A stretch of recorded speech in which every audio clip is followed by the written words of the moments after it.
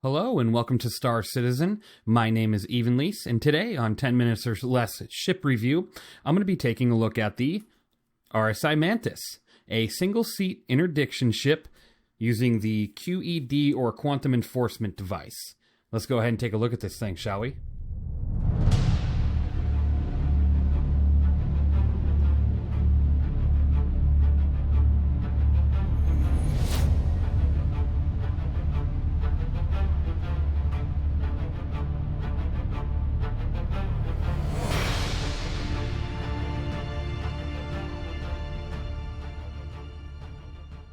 Starting off with the exterior of this ship, it is made by Roberts Space Industries, and it definitely has a lot of the design that you would expect from a Roberts Space Industries ship, including the engine nacelles, and just the overall angles and everything on this ship.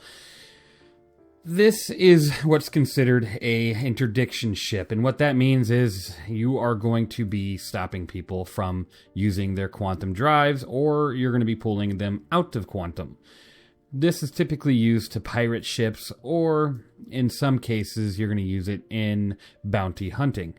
Now, you wouldn't use this ship alone. Some people probably could. I technically wouldn't. I would always use this ship, and it's supposed to be used paired together with other ships because it just does not have a lot of DPS, and you're just not going to be able to do much in terms of attacking people or keeping yourself safe.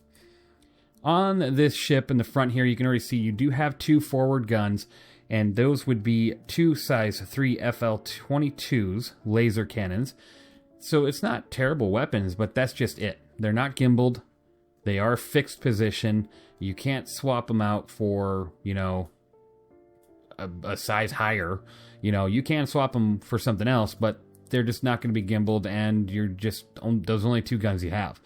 You do have 4 size 2 missiles. You get 2 Dominator 2s and 2 Ignite 2s, which are up here on this area here on each side. You can't access any of the physicalized components in the game yet on this ship. There are areas on the exterior as well as the interior that you would believe to have access to them, but just nothing. Can't access. Nada. Which is too bad. Cute little design.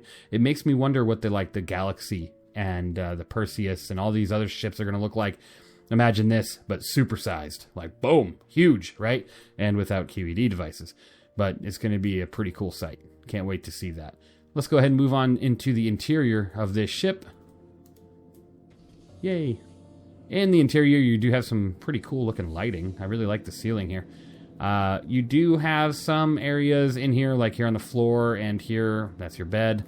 But over here, you'll have other areas that look like they would be accessible for components. So probably where you're going to see a lot of that, including the engineer stations here. Cool.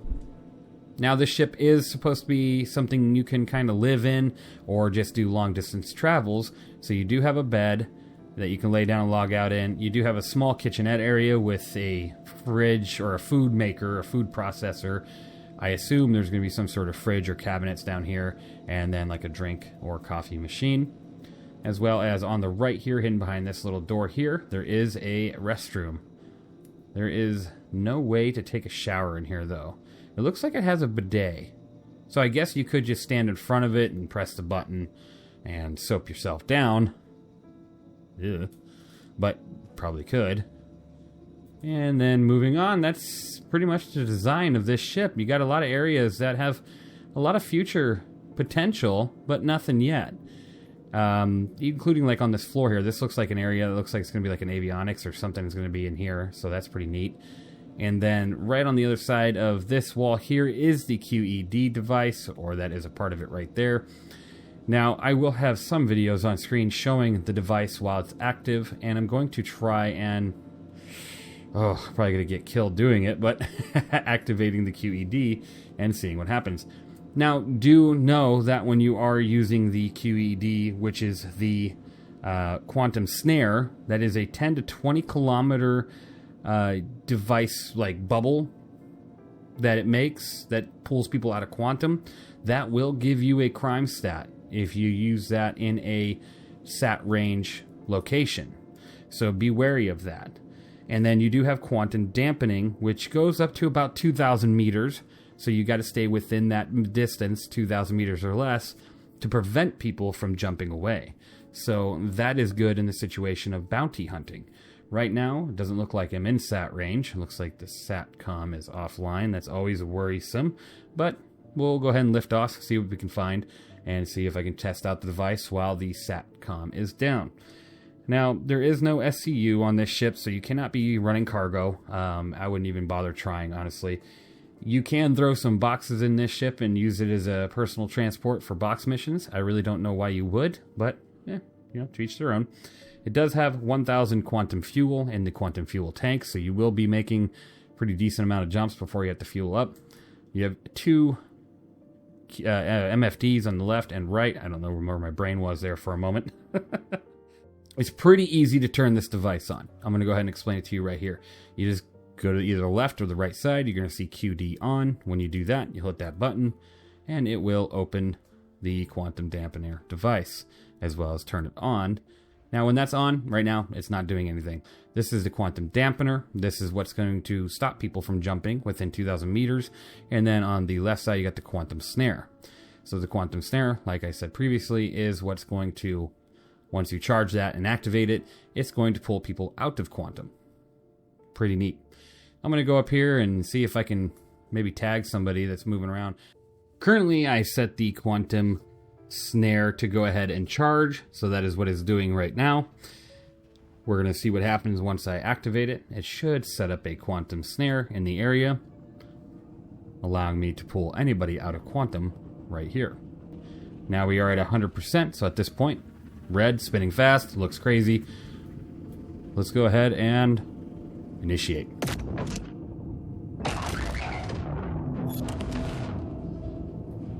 Ain't that just the coolest thing ever?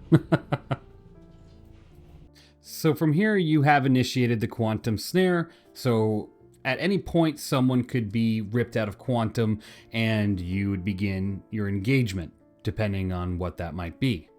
Once you've snared somebody and you fought them, and whether you won or not, that's pretty much the basis of the ship. You would technically do this with a group, so when you do quantum snare somebody, you can pirate them or bounty hunt or whatever your objective is in the game when you quantum snare somebody out of quantum, or snare them from jumping into quantum, or dampen them. That is just the whole purpose of this ship. With that in mind, while I rate this ship, the rating is going to be based around the whole purpose of the ship, and I'm going to give it its points and everything based off of everything it does have and some of the things it doesn't have. In particular, this ship is fantastic at being an interdiction ship.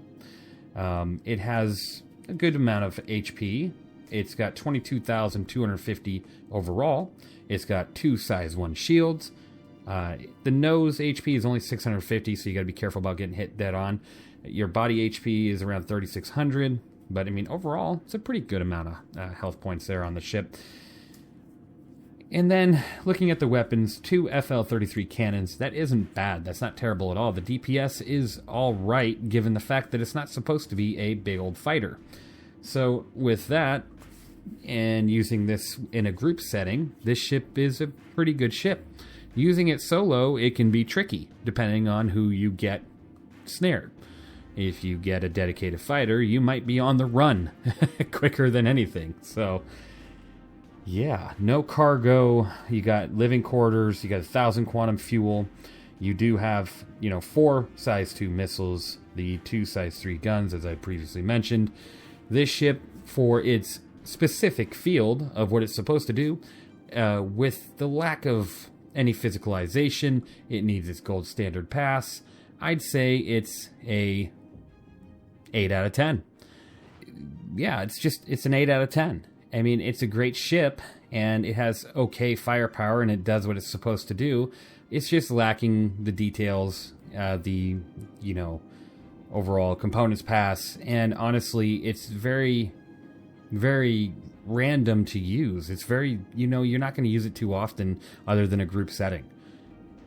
Some people probably do or try, but I mean, I guess you could have fun with it in any way you see fit. Do box deliveries all day long in a Mantis. That's pretty cool. But yeah, that is the Roberts Space Industries Mantis, the single-seat interdiction ship. Let me know what you think of this ship down in the comments below. Do you have one? Do you plan on getting one? What do you like about this ship? Do you feel like it's even useful when you got other QED ships out there like the Scorpius Antares, I think it's called, and the Cutlass Blue? Yeah, let me know what you think. Thank you for watching, and I hope to see you guys in the next one.